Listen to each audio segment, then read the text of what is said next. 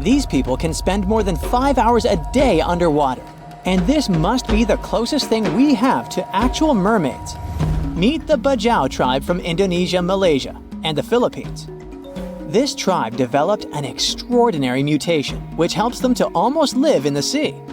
Known as the nomads of the sea, they've been living near the waters of the Sulu Sea by the Philippines for nearly 1,000 years. Looks like Moana's got competition.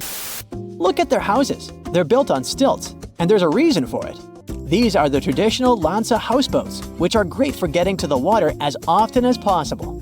These little huts can fit a family of 5 and sometimes a community with up to 30 roommates. They're super easy to build. One hut can be completed in only 3 weeks. This also allows the Bajau to move freely across the seas. Since they lived in such a watery climate for generations, thriving on spearfishing and collecting shellfish, they started getting unusual mutations. You're probably thinking about superpowered lungs. But no. They actually developed bigger spleens than the rest of the world. It's 1.5 the size of a normal human. Why is it important? Because the spleen helps store oxygenated red blood cells, so having a bigger one is like having a natural scuba tank. This adaptation is similar to what happens in deep diving seals, which also have large spleens. Scientists found that they have a special gene called PDE10A that's responsible for this. Bajau can hold their breath for about 10 minutes. For comparison, a regular human can do that for about 30 to 90 seconds. And the world record is 24 minutes and 37 seconds. They also spend up to 60% of their day underwater. And you'll never guess what diets they have. Of course, they eat a variety of sea creatures, especially lobsters, snails, and sea cucumbers, which are known for being very nutritional and even medicinal. They build their boats themselves, fish using traditional methods, and trade their surplus catch with the mainlanders for essential supplies. They also use this money to buy cassava and prepare their cultural dish called cassava panggikayu. Since they don't have fridges, they line up tons of caught fish and sun-dry it. Thanks to this technique, the fish can last for weeks. People from this tribe are yet to develop gills and scales, but they have their underwater quirks. When they hold their breath and dive, their bodies go into a special mode where their heart rate slows down and their spleen squeezes out extra oxygen into their bloodstream. Usually, Bajau uses traditional wooden goggles and weighted belts. They also have incredible freediving skills. They've conquered depths of over 230 feet. They start learning how to swim at about 8 years of age or even younger. At the same time, they learn to hunt and survive in general. The Bajau people also make their own sunscreen. It's an everyday sunscreen called Borak Buas. It's mostly based on turmeric and rice powder, and women use it to protect their skin from the strong sun rays. It's a simple and cheap way to protect beauty, so it's especially popular among unmarried Bajau women who want to attract a potential spouse. But it's not all smooth sailing. In the 1950s, the Malaysian government put the Bajau in a pretty difficult legal position. After living for centuries as unrestricted nomads, now they have to carefully navigate its journeys across national borders and bureaucratic hurdles. This means that they're not fully stateless, but they're not officially recognized citizens of any country. Today, only a few hundred Bajau families live near Semporna, Malaysia, but it's getting harder to live such a life. The resources are scarce, and recently, some new restrictions appeared on cutting trees for boat repairs. All these things are slowly pushing them towards a more settled yet uncertain life on land. They're forced to resettle in places like the Bangau settlement, but without citizenship, they essentially have no formal rights for things like getting jobs or education. Modern life poses tons of challenges for them. Imagine seeing millions more colors than everyone else. That's what tetrachromats can do. Tetrachromacy is a condition where someone has an extra type of cell in the back of their eye. This allows them to see a broader range of colors. If an average healthy person sees about 10 million, then tetrachromats might see 100 million.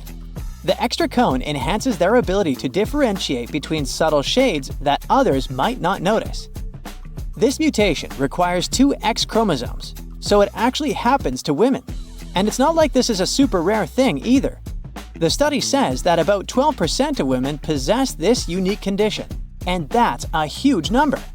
Most tetrachromats don't even know they have this super vision. They might not realize they're seeing more colors than an average person. This makes spotting tetrachromats and studying them kinda tricky. And since scientists themselves usually can't see more than about 10 million colors, it's also pretty hard to test people for this condition. But they think that, like with X-Men, after some special training, tetrachromats might unlock the full potential of their ultra abilities. Marfan syndrome is a genetic condition that affects the body's connective tissues, making them more elastic. This can make you unusually tall, have elongated limbs, and often be extremely flexible. And some people use this as an advantage in their careers. Javier Botet was diagnosed with Marfan syndrome at a young age, but he made a name for himself in the horror film industry. He can contort his body in such an eerie and unsettling way that this has landed him roles in numerous films such as Mama, The Conjuring 2, It, and Slender Man. But Marfan syndrome is a spectrum disorder. While some people with the condition can live relatively normal lives, others may face serious health issues. Do you sometimes wish that there was less sleep so you'd have more time? Well, some of us got that blessing. While most adults need 7 to 9 hours of sleep each night, some people can function well on only 4 or 6 hours. This genetic mutation, found in a gene called DEC2, actually influences many different species, not only humans. For example, it also works on mice and fruit flies. DEC2 helps regulate circadian rhythms, the natural biological clock. This mutation affects the production of orexin, which is a hormone involved in wakefulness and maintaining the sleep-wake cycle. Basically, it helps release morning hormones earlier than usual and fades away before dawn. They discovered this gene in a family of natural short sleepers. It was a bunch of people who go to bed at a normal time, 11 p.m. to midnight, but wake up at 5 in the morning without any issue. It's a super rare mutation. It might sound like something out of a comic book, but humans can actually have super strength. Turns out, some accidental mutations can unleash titanic strength without any crazy workout routines. There are 2 proteins in our body, myostatin and activin A, that usually are secreted by muscle cells to suppress excessive growth. In other words, these 2 help regulate the size and number of your muscle cells, so you don't end up accidentally looking like Schwarzenegger. But as you can guess, some do end up like that. People with this genetic condition don't produce these proteins. Without hitting the gym, they can naturally grow their muscles extraordinarily large, resulting in super strength. It's called myostatin-related muscle hypertrophy. Sounds kinda dangerous, right? And it is. When you become a Superman, there's also the risk of muscle imbalance, heart and joint issues, and other problems. Humans invest a lot of time and money exploring the unknown. First outer space, then the ocean floor. But there's another frontier we're trying to conquer. Scientists call it the deep frontier. I'm talking about how far down to the Earth's core we've made it so far. During the 60s, humans tried digging the deepest man-made hole on Earth. This took us deep into the Arctic Circle. What later became known as the super deep borehole is also the deepest artificial point on Earth, reaching the depth of 40,230 feet. It took 20 years to drill this far into the Earth's crust, and researchers say this is only about 1/3 of the way through to the mantle. Here's a quick anatomy of our planet. If the Earth is like an onion, the crust is like the thick skin of this onion. This part is only 25 miles thick. Beyond this is the 1,800-mile deep mantle. And after that, right at the center of the Earth is the core, which is made up of 2 layers, inner and outer. Now, can you guess where on the planet the crust is at its thinnest? On the ocean floor. When American scientists understood that, they started drilling holes on the seabed. This gave way to Project Mohole. It began in 1961, but their technology to drill deep holes on the ocean was really bad. They had to improvise. They installed a system of propellers along the sides of their drill ship to keep it steady over the hole. The main challenge was to drill as vertically as possible. Otherwise, that deep hole would look more like a deep maze. Both the Kola Super Deep Borehole project and the Project Mohole came to an official stop in the years that followed. But hey, humans have built some pretty deep stuff underground. In 1963, a Turkish man took a swing with his sledgehammer to improve his basement and discovered a tunnel. That tunnel entrance led to more openings that connected a multitude of halls and chambers. He didn't know it, but he had discovered Deringoyu. This once lost city was up to 18 stories tall and 200 feet deep. The city was large enough to host 20,000 people, and it was simply standing beneath Cappadocia in Turkey the whole time. Cappadocia hosts hundreds of subterranean dwellings. 40 of these underground cities are at least 2 stories high, but none of them are as huge as Deringoyu. There's not a lot of historical accounts of how Deringoyu was born. Some speculate that the oldest part of the complex was dug about 2000 BCE by the Hittites. The Hittites were an Indo-European civilization who formed one of the first major civilizations of the Bronze Age in West Asia. Scholars think they built this underground city to protect themselves from invasion. Others think it was actually the Christians who built the city in the 1st century CE. They speculate that it could have been constructed to protect people from the intense temperature variations, extreme heat in summer and freezing cold in winter. Geographically, the terrain under Cappadocia is great for building. The rocks are soft, which makes tunneling easier. For that same reason, opening large caves underground is fragile. That's why most chambers have pillars that support them. On the bright side, and we are, none of the floors at Deringoyu have ever collapsed. The builders of Deringoyu thought of everything. The city was shut off from the world by huge rocks that hid its entrance. It was ventilated by a total of more than 15,000 shafts, around 10 centimeters wide. This way, they guaranteed enough breathing air in the upper levels in a way that they ended up being used as the living and sleeping quarters. The lower levels of this impressive maze were mainly used for storage. But honestly, they had it all: a room for a wine press, for domestic animals, small religious buildings. They certainly didn't spare any efforts to make that underground city as complete as an above-ground one.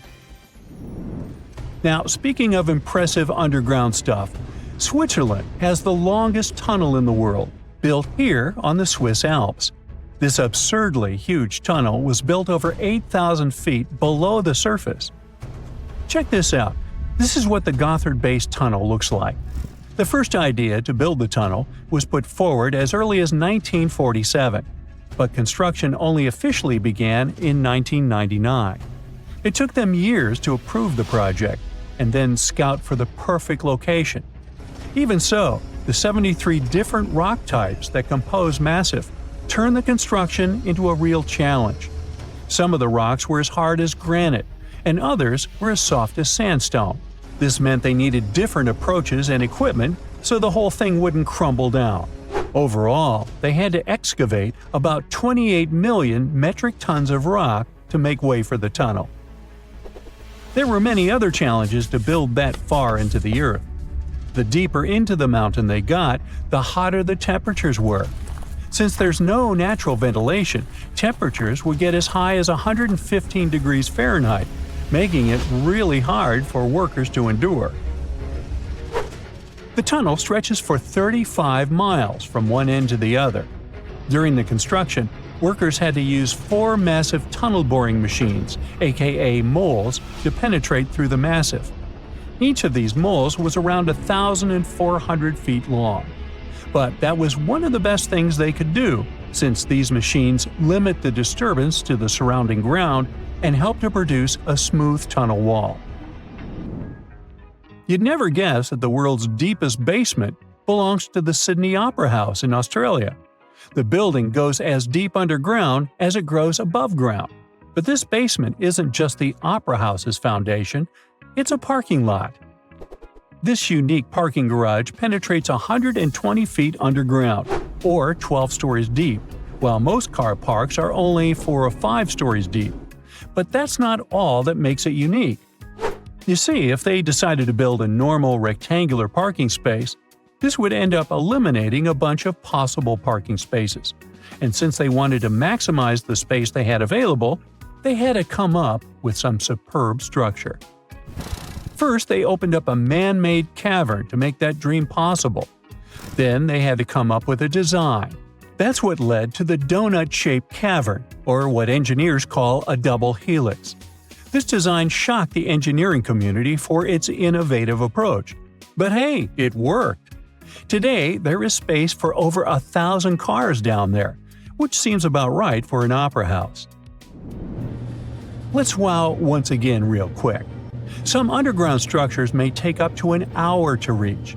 Take this gold mine in South Africa that lies around 2.5 miles below the surface. Yeah, you may think, hey, it's just a couple of miles, why does it take an hour to get there? But the conditions are hard and it's not for the weak. But Milan Ladina, an Ecuadorian runner, even completed a half marathon there, despite temperatures reaching 104 degrees Fahrenheit, high humidity at 80%, and an atmospheric pressure of 1.4, comparable to what divers experience 5 meters under the sea. Yikes. There you are, trekking across a desert on foot. It's hot, you're terribly thirsty, and now you gotta walk around this stupid wall. Wait, a wall in the middle of a sandy, lifeless nowhere? Exactly, a wall in the northern Saudi desert. Archaeologists have just made a super exciting discovery, and what they found was not just a single wall. No, it was a whole ancient walled city that might date back to 2400 BCE. They think this place was home to around 500 people and could have been used for 1,000 years. This discovery is groundbreaking. It means that the area could have been way more advanced than anyone expected. The city was well organized, with different zones for living, towers and strong walls for protection, and different sections for all kinds of daily life. This ancient city, now called Al-Natab, was basically an oasis town, and it's great since it can give us a peek into what life might have been like in this desert thousands of years ago. Apparently, they had clearly separated areas, like residential sections, a cemetery, farmland, and even a town center. This oasis city, found in the Khaybar area, is the first big organized settlement from the 2nd or 3rd millennium BCE that researchers have uncovered in northwestern Arabia. The first surveys show that this town, which covered about 6 acres, had several districts, including the residential area, the cemetery, and the legal one, with courts. The houses were set up in neat rows, all connected by small roads. Those streets kept the residential area separate from the rest of the town. Back then, most people in this region were nomadic herders, always moving around. But archaeologists have been sure that during the Bronze Age, northwest Arabia had small walled towns and oasis centers scattered across it. These connected oasis towns were unique, offering secure places for people to live, store goods, and trade. They started showing the beginnings of urban planning, which hints that people of that time were already starting to settle down and organize communities more seriously. The research team estimated that there were about 50 homes in Al-Natab, but that number could go up to 70 as they keep digging. They think that a few hundred people lived there, and probably one of the coolest things is that some houses went up to 3 stories tall. Built on a slope near a couple of major trade routes, this city was set up in a prime spot. Now, one of the most impressive things about this place is its water supply. The oasis had springs and aquifers, which are underground water sources, and such conditions were perfect for farming. Those water sources meant residents could grow their own food, making the town self-sufficient. The outer walls probably helped control who could enter the town and get access to its resources. This settled way of life was an impressive shift from nomadic living to a more agro-pastoral lifestyle, which means a mix of farming and herding animals. Another find that supports this theory is a bunch of tools like grinding stones, mortars, and pestles discovered inside the town. People there must have ground grains and prepared food. They had a diet of cereals, meat, and milk from animals they raised themselves. These astonishing findings show that the inhabitants of the town could easily feed themselves and were surprisingly advanced for that time. Thanks to better access to Saudi Arabia in the past couple of decades, archaeologists now have a much clearer picture of what life there was like thousands of years ago. The most exciting thing is that Al-Nata might have been part of a whole network of similar fortified oasis towns spread across the region, and all of these connected sites could show us how trade routes and small settlements worked together at that time in that arid area.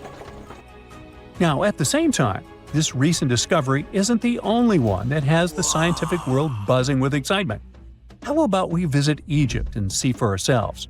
After all, archaeologists have just found a stash of ancient Egyptian and Greek treasure underwater. They were exploring the lost city of Thonis Heraklion off the coast of Egypt, which sank more than 1,000 years ago. This city was legendary, and nobody even knew where it was until it was rediscovered in 2000. Now they're uncovering more and more, and on this dive, they found a pile of gold and silver treasures. Those were probably used in rituals to bless Egyptian pharaohs when they took the throne. The researchers even found an ancient Greek temple dedicated to Aphrodite and some super old Greek weapons.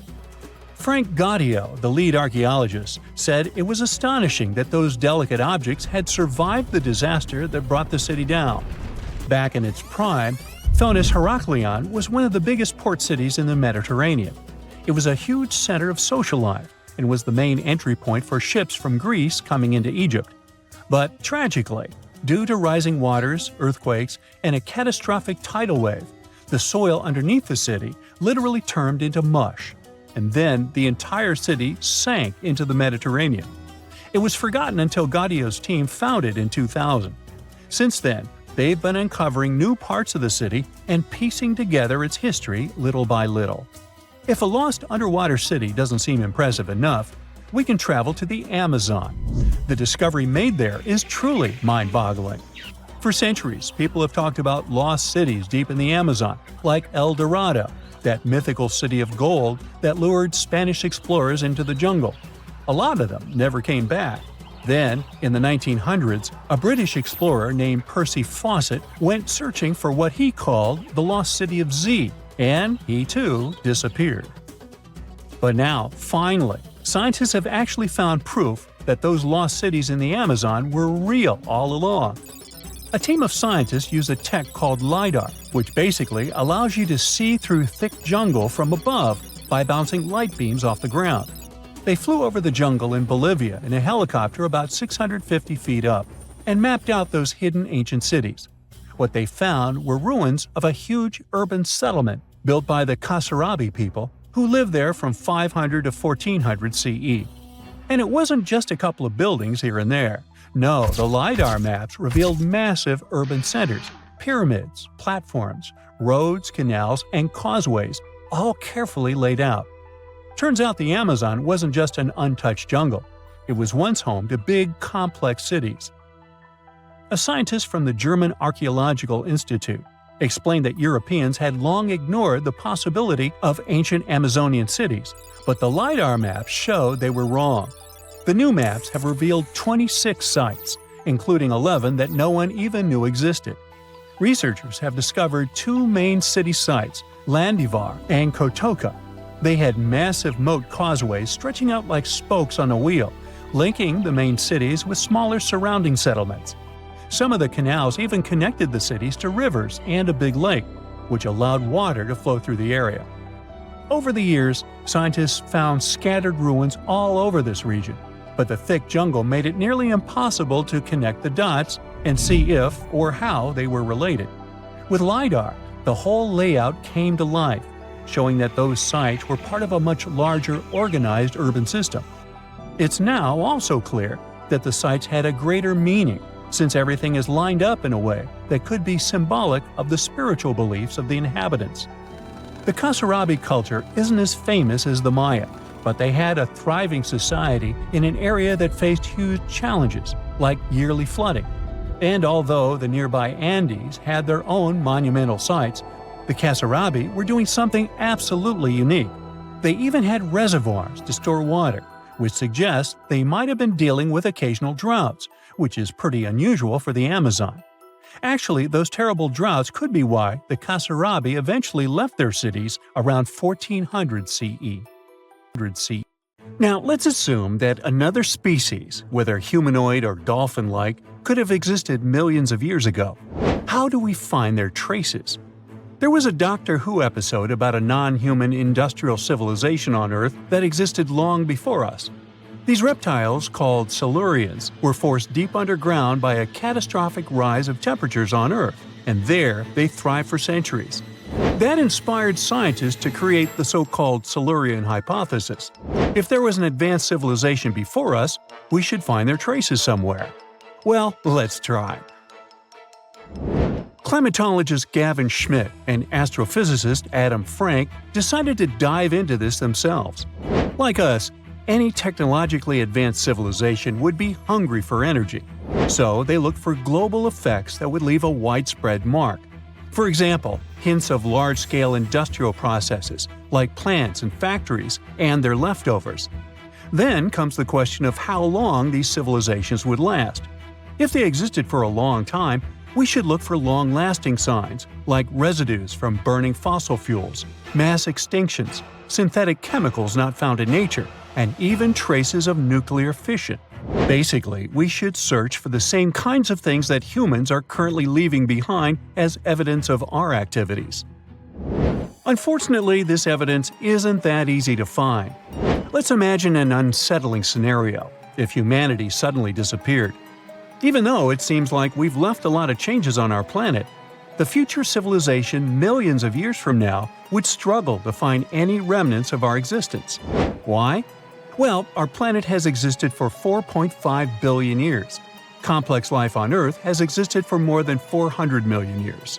Compared to that, our industrial period only lasted around 300 years, and we haven't left any significant traces. Our record of Earth's history is full of gaps, especially the further back you look. The fossil record captures only some things, being very selective and incomplete.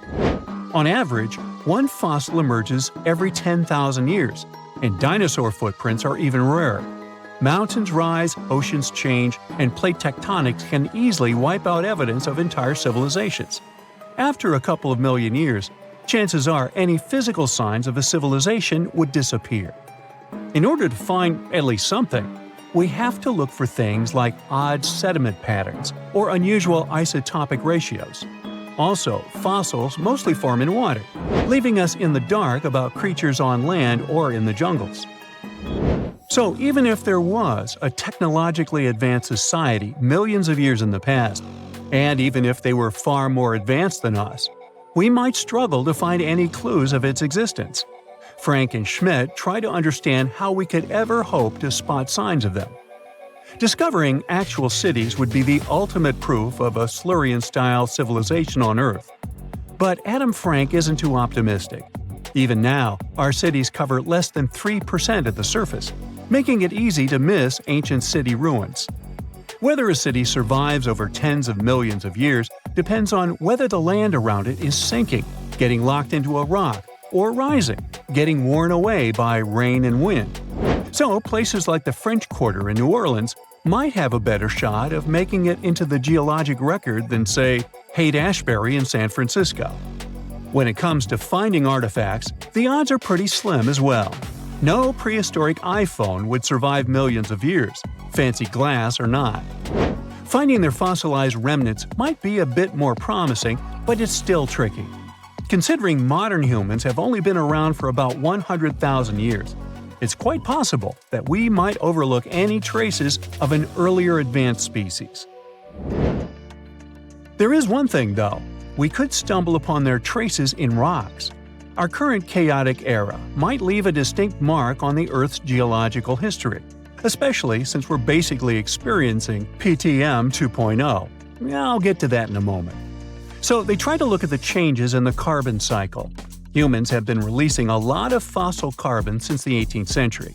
This leaves a special mark in the carbon isotope ratio, like a signature that shows the difference between carbon in living things, such as seashells, and carbon in lifeless volcanic rock. Scientists also look for signs in the way sediments are arranged. Large coastal deltas might mean that there were bigger rivers made by folks in this hypothetical civilization. Traces of nitrogen could suggest big-scale farming, where they used a lot of fertilizer. Spikes in metal levels in the sediment could mean runoff from heavy industries. Of course, a single find like that wouldn't tell us anything. Schmidt says the key is to look for multiple signs together. Without clear artifacts, the uniqueness of an event might show in various clues rather than a set of changes linked to a single cause. On a quest for Silurian-style clues, scientists even decided to check the Moon. Some astronomers find it surprising that no one has looked into this before. They even joked about the possibility of dinosaurs building rockets and leaving traces on the Moon or other celestial bodies. These astronomers think that Earth-like planets tend to erase signs of civilizations on their surfaces. So they're exploring the wild notion that these beings might have been space travelers.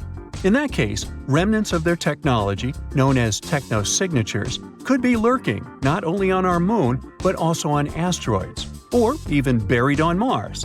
There they might endure for millions or even billions of years. Unfortunately, so far, despite digging into the past 380 million years and examining all suspicious events, the researchers haven't found a clear match for a technological civilization. They don't give up, though. Frank calls for more investigation. For example, we could study how modern industrial chemicals stick around in ocean sediments. This, he believes, could help us identify similar chemical traces in the Earth's history.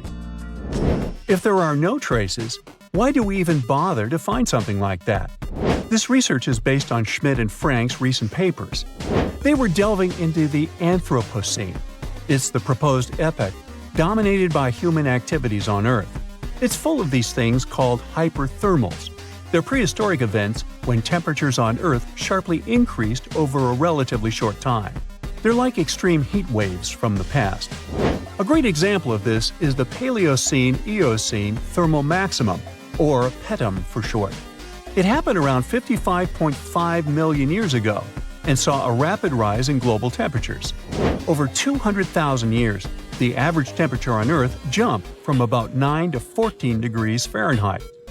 We study these hyperthermals to understand how they occurred, from natural causes or human activities.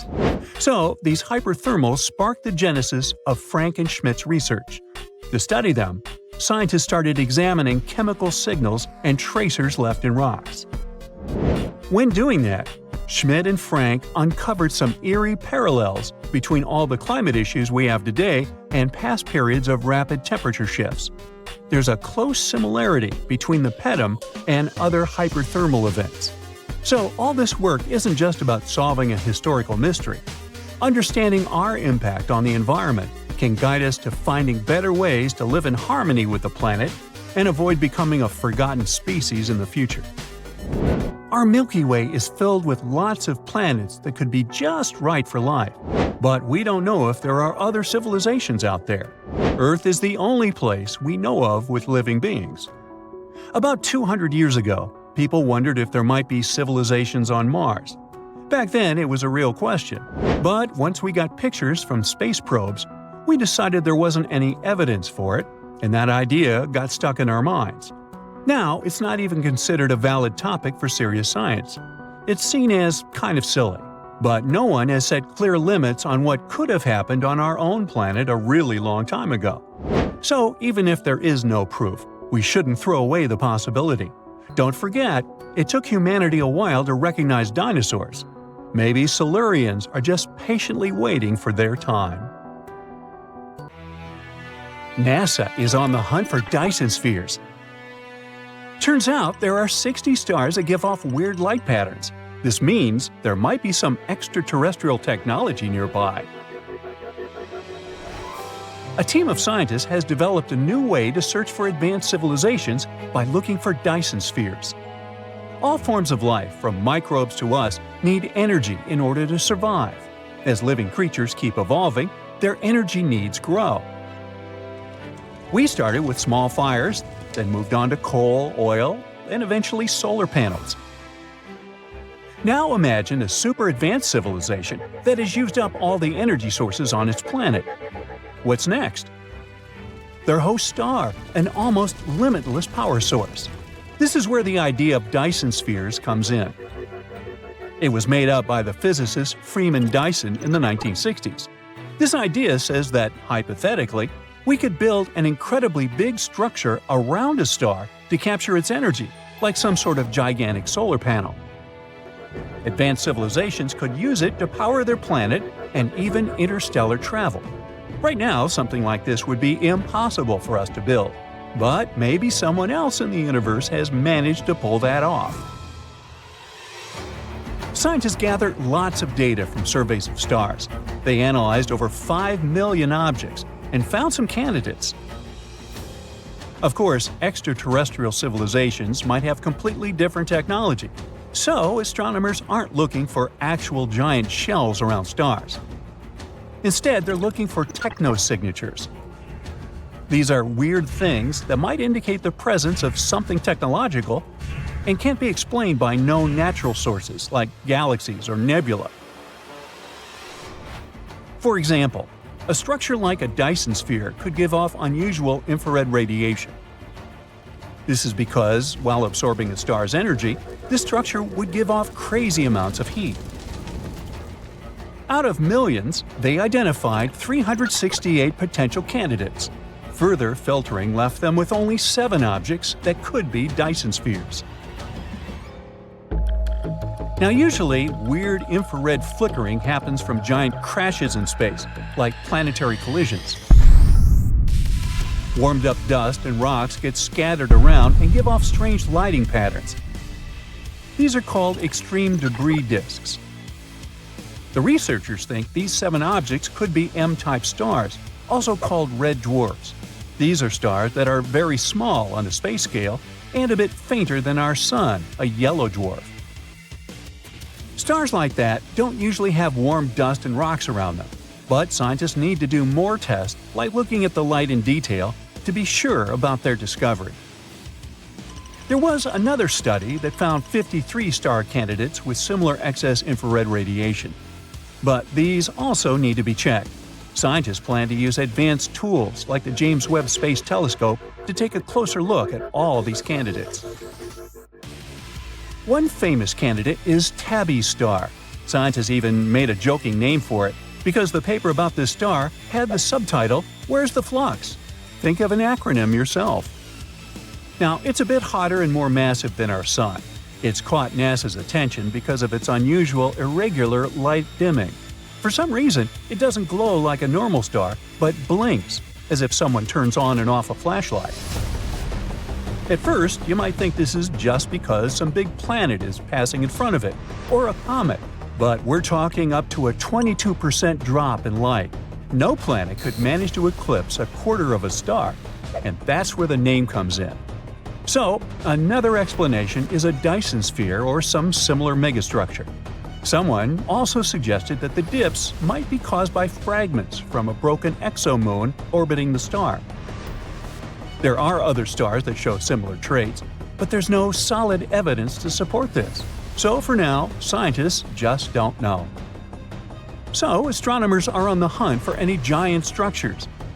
There are many variations of what a Dyson sphere could look like: rings, bubbles, a swarm of satellites, a giant shell, and so on. A Dyson shell would be a solid, rigid shell completely enclosing the star. This is the most extreme option, the hardest one to build. Also, if other civilizations built that thing, it would fully cover the star's light, and we simply wouldn't see it. The inner surface of this shell could be lined with habitats, and we could simulate gravity by rotating the structure around the Sun. A Dyson swarm is the simplest option, a bunch of solar-collecting satellites and habitats orbiting the star. It would be a lovely place, with people living in many space stations or mini space houses within the swarm. Each little habitat would have its own air, life support systems, and artificial gravity. We could also grow our little farms there. And imagine the view. We would see a constant bright sky with other habitats visible across the expanse. A near unlimited energy of a star would mean we could advance our technology very fast, manufacture tons of materials, and terraform planets within the star system. But building and maintaining a Dyson sphere would require advanced robotics, AI, and tons of money. It would take us centuries or millennia to get there. Now, giant megastructures aren't the only things that scientists are looking for in order to find extraterrestrial life. They also look at the planets. Now, planets must have certain characteristics to be potential homes. There should be liquid water and an energy source, something to drive these reactions, creating the building blocks of life.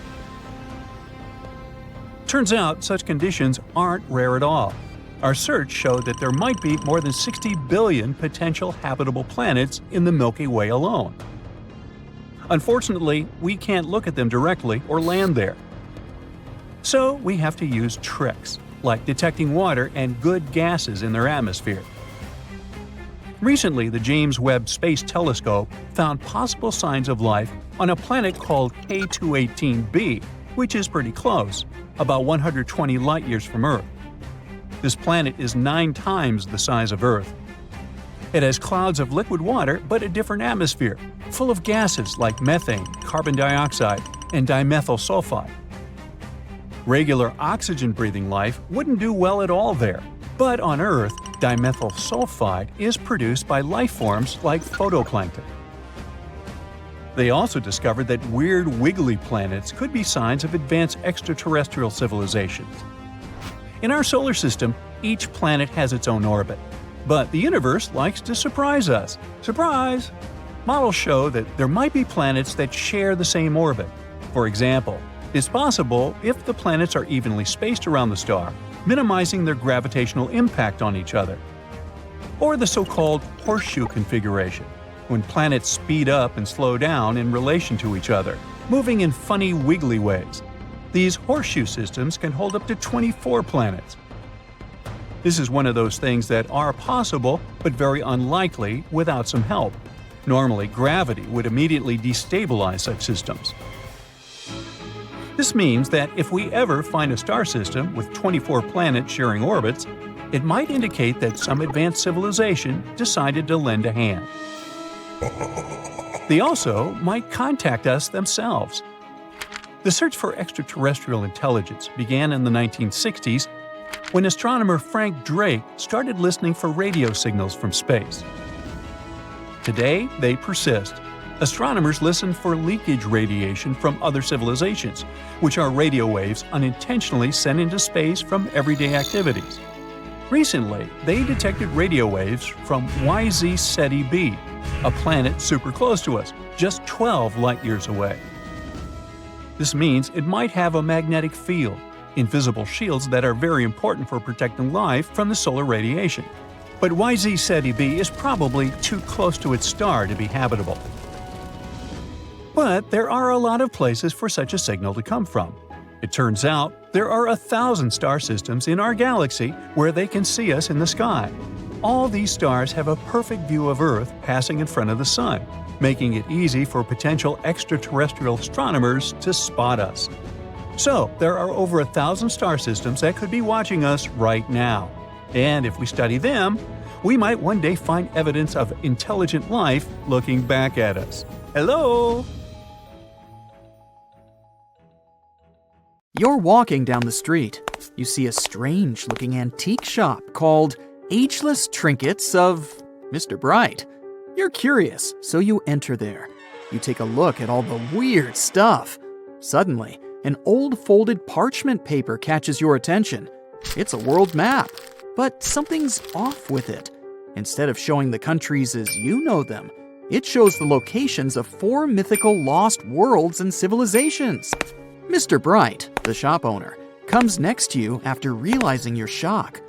This map won't let you find these places or anything, but I can explain to you the legends behind them if you want, he says. Let me begin with Atlantis.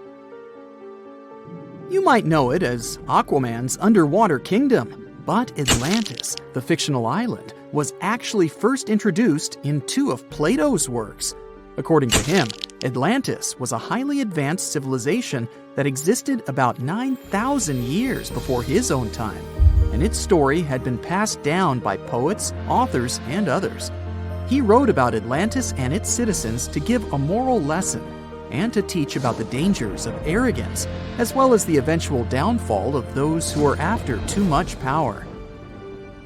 In his dialogues, Plato stated that Atlantis was a great and powerful empire that was respected in all parts of the world. It was founded by beings who were half deities and half human, and became a great naval power after a while. Being an island filled with gold, silver, and other precious metals certainly helped their case. But besides that, it was also known for its breathtaking architecture and state-of-the-art technology, as well as its countless rare and exotic wild animals. Atlanteans were proud of their great achievements and the perfection of their civilization, but their excessive pride was going to bring their downfall. They believed they were so superior that they could gain control over any nation.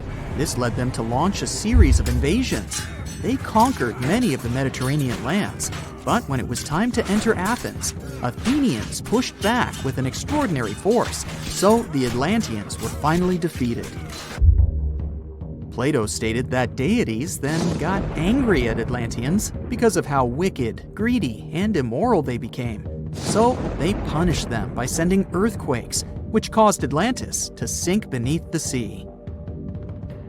Although the earliest written records of Atlantis were Plato's works, some people still believed his story to be based on truth and tried to identify the island of Atlantis with actual countries. Some people suggested it may have been located in the Mediterranean Sea, near the coast of Spain or Italy. Others thought it may have been located in the Caribbean, off the coast of Central or South America, but there was no solid evidence to support any of these claims. One theory, in particular, seemed more plausible than the others, though. Located in the Aegean Sea, the island of Santorini was the home of a highly advanced Minoan society. However, due to a huge volcanic eruption, it was destroyed about 3,600 years ago, causing the Minoan civilization to suddenly disappear. These similarities between the fictional Atlanteans and the historical Minoans made Santorini a good candidate for the speculations. Yet again, there were still major flaws with it, such as how the time when Plato said Atlantis was destroyed doesn't coincide with the time of Santorini's eruption. So Atlantis still continues to be regarded as nothing more than a popular legend in the scientific world. Now, let's move toward the northeast direction on the map, Mr. Bright says.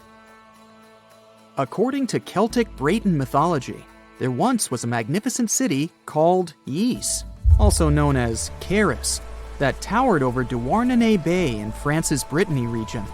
It was the most wealthy city in the entire Atlantic. It was especially famous for its beautiful gardens and buildings, and its citizens were all living comfortably and happily there. Dahut, who was King Gradlon's daughter in Breton legends and literature, had a deep love for the sea.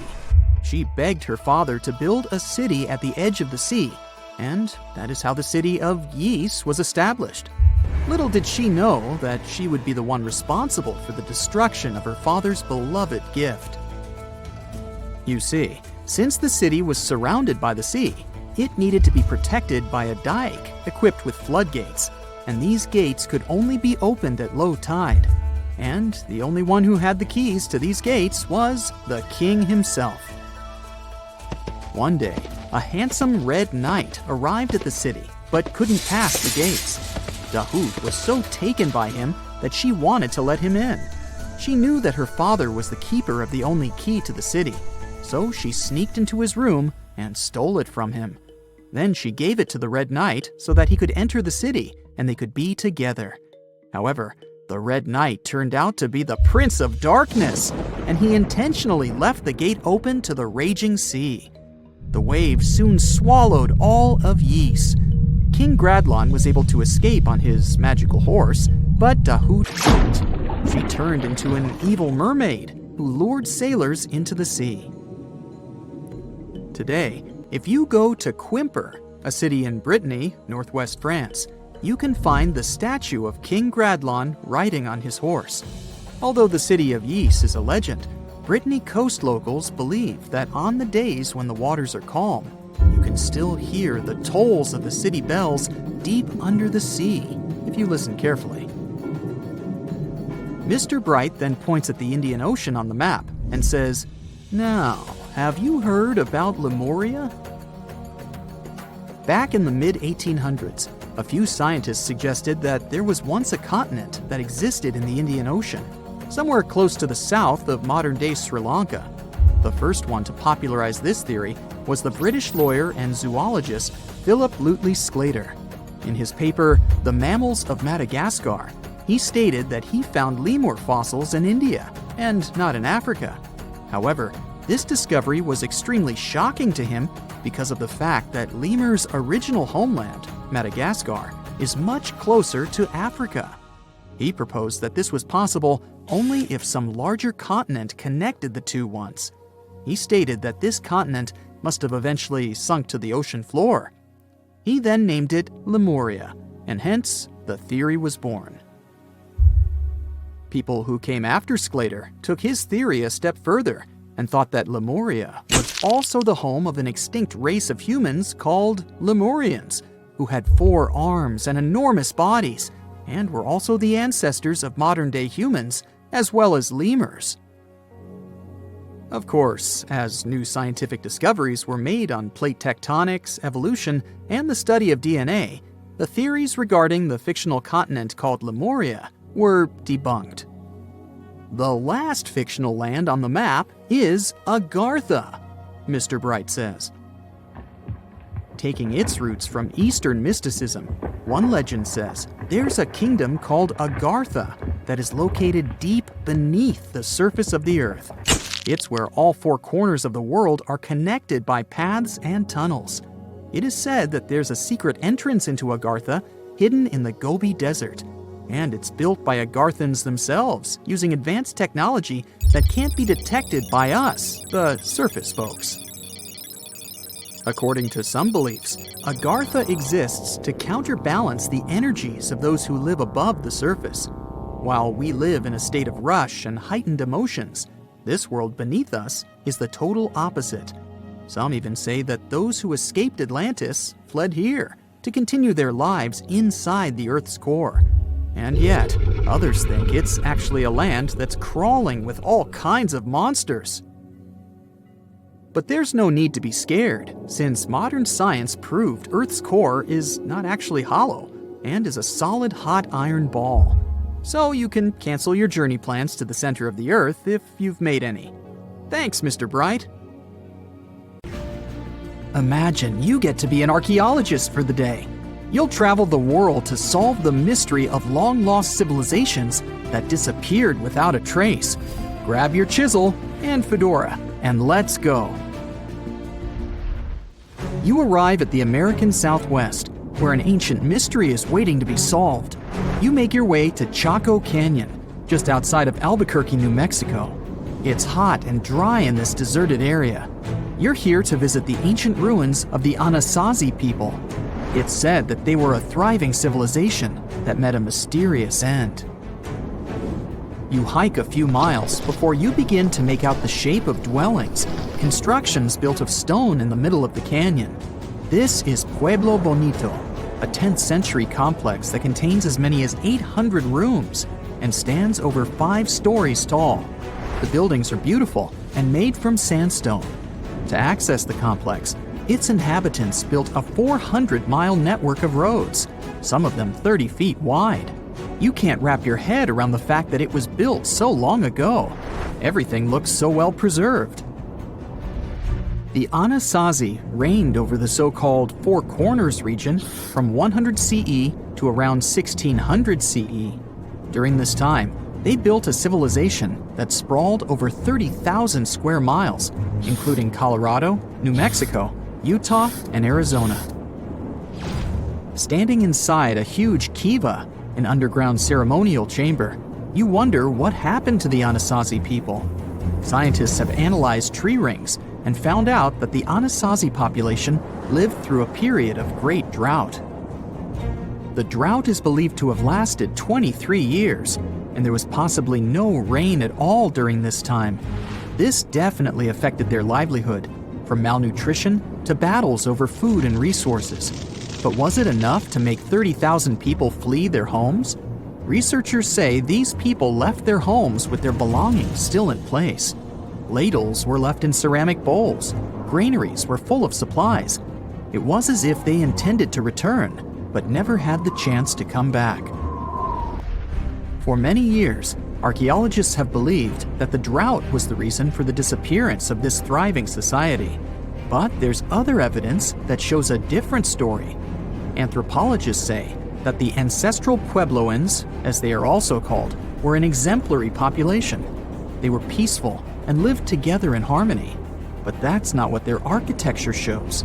They isolated themselves from the rest of the world by building their settlements so high on top of cliffs. And they built walls and other security structures in order to protect themselves. What were they so afraid of? Recently, archaeologists began to study bone fossils of the ancestral Puebloans, and they found evidence that suggests that toward the end of their civilization, things might have gotten pretty bad. Evidence shows that local leaders were ruling using fear-based methods. Severe punishment started to be inflicted on those who did not follow their strict rules. Why this happened is still a mystery, and you might need many other excavation trips to find out the truth. It's lucky that your next destination is really close by. Still in New Mexico, you'll visit the Blackwater Draw. It's a national prehistoric site that holds the story of the Clovis people. You're shocked to find out that the Clovis are possibly the oldest humans to have inhabited the U.S. They were the first humans to allegedly cross the Bering Strait and follow the ice-free trails down to the U.S.'s southern plains. Try to picture what this area looked like when the Clovis people roamed this land. A huge spring-fed lake with mammoths, giant sloths, saber-toothed tigers, and bison much bigger than the ones we have today wandering around.